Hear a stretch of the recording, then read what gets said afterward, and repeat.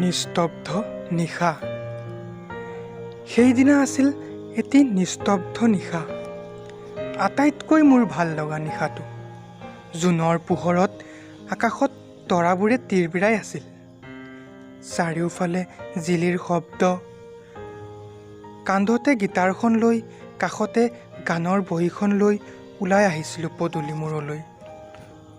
কোনোবা এডোখৰ নিজান ঠাইত বহিছিলোঁ আৰু গাবলৈ আৰম্ভ কৰিছিলোঁ মোৰ ভাল লগা প্ৰিয় গীতবোৰ। মনত পৰিব ধৰিছিল তোমালৈ। যেতিয়া মনত পৰিছিল তোমালৈ, তেতিয়া শৰীৰৰ তিনই নদী মোৰ চকুলো বাগৰিছিল। আৰু যেন প্ৰিয় গীতৰ সুৰে সুৰে তুমি আহি শুই পৰিছিলা, আৰু শুই পৰিছিলা মোৰ দুবাহুত। মই তেতিয়া তোমাক সাবটিব ধৰিছিলোঁ।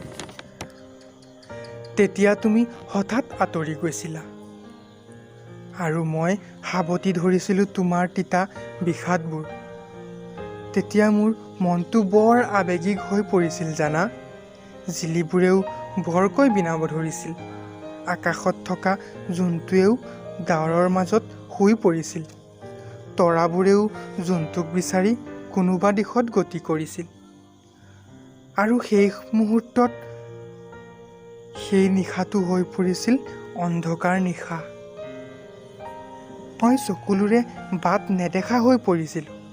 সেই সময়ত আহি পৰিছিল বসন্তৰ এজাক সেউজীয়া বতাহ।